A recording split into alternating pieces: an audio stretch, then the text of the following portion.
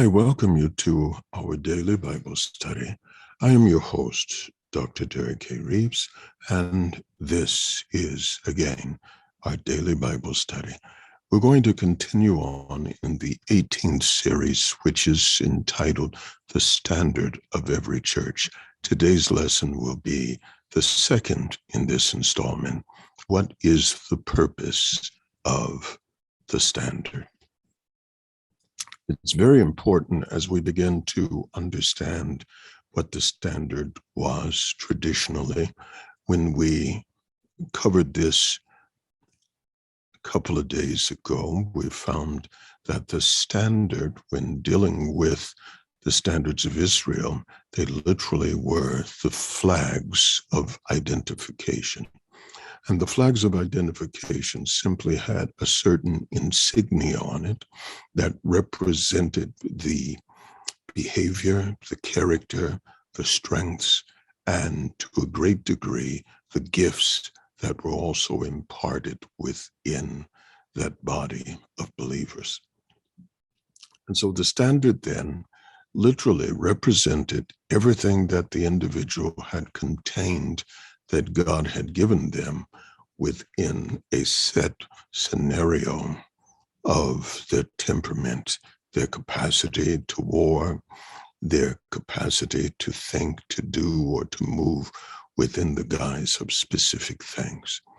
And so the 12 tribes, they each had their own insignia, and they each had their own flag, which was the standard.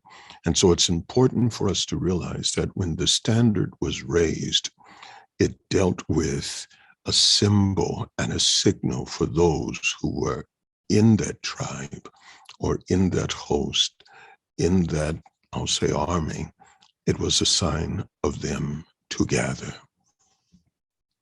And so when we deal with the 12 tribes, Reuben, his signet or his standard was the mandrakes that Leah got from Rachel to conceive.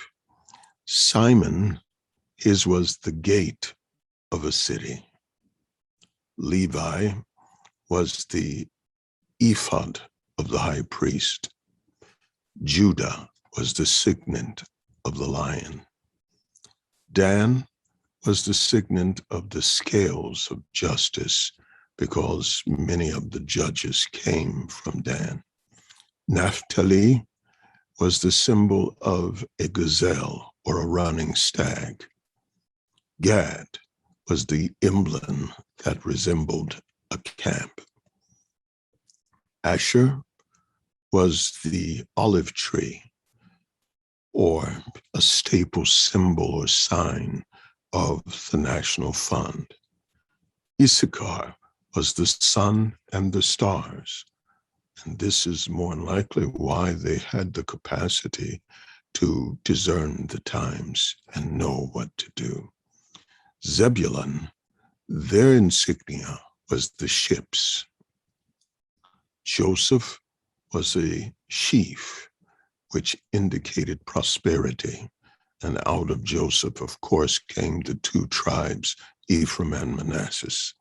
And Benjamin had the symbol of the wolf.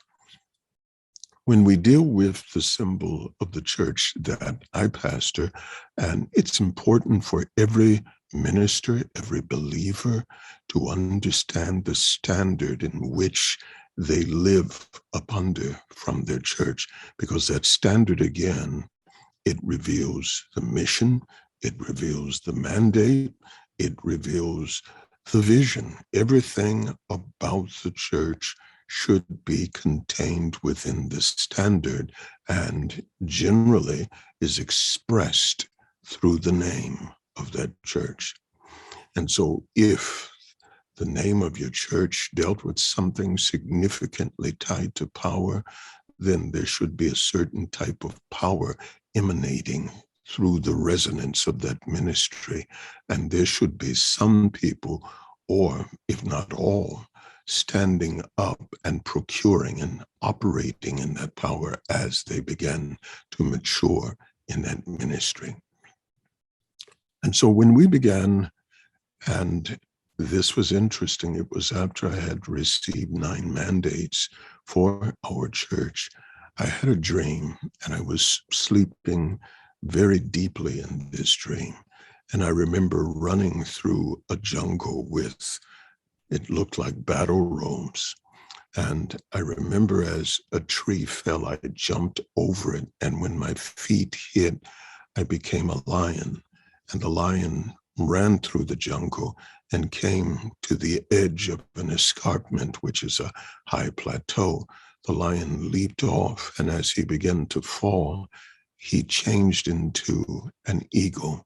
And the eagle flew high until it burst through the sun. And there it changed. And there are two transformations that flickered. One was the ahatos, and the other one was the ahaton. Ahatos is the flying eagle, or the eagle that ascends. And this eagle then, once it ascended, it became a mixture of a lion and an eagle, and the two counterparts, one had the head of a lion, the wings and the claws of an eagle. The other had the head of an eagle and the feet of a lion, the back feet. And so when I awoke and I could hear the voice of God telling me, you will teach this people how to function in the kingdom, and this shall be a house of ascending eagles. I began to pray about it, and God began to let me know that an eagle has keen vision. And so one of the aspects that are in this body that I serve and within the ministry is a propensity to have clarity of the scriptures and to see.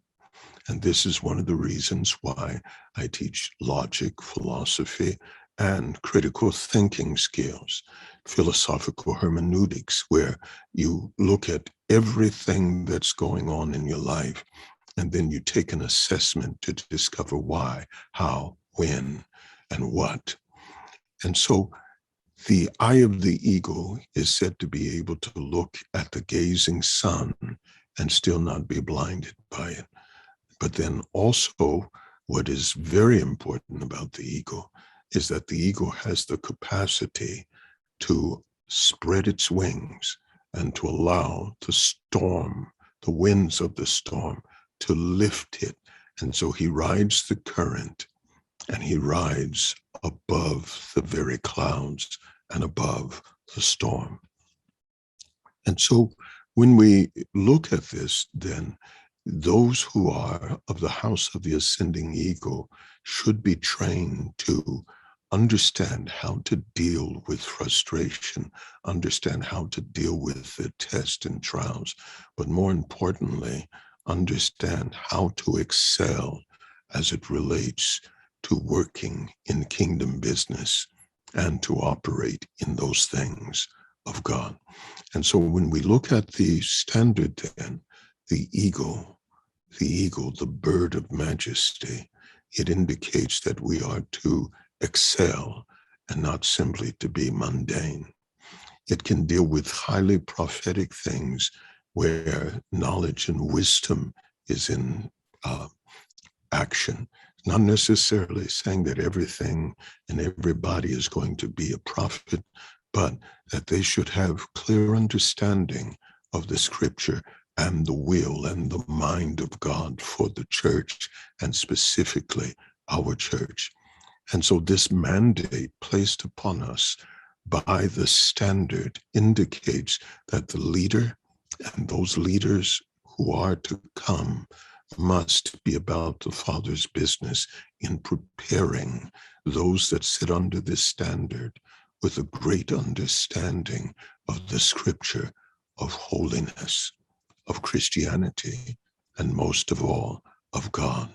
And so it is a standard that takes every believer into something that is not necessarily customary, but it stresses and pushes and promotes that individuals who serve God now become extraordinary. And so the leader must know how to push, not offensively, but how to move individuals into the state of being extraordinary. And so the standard, what is it? It is the flag. It is the symbol by which the people of God under a standard are called to function, to grow, and to mature into. I thank you for joining us. I am your host, Dr. Derek A. Reeves, and this has been our daily Bible study. God bless you.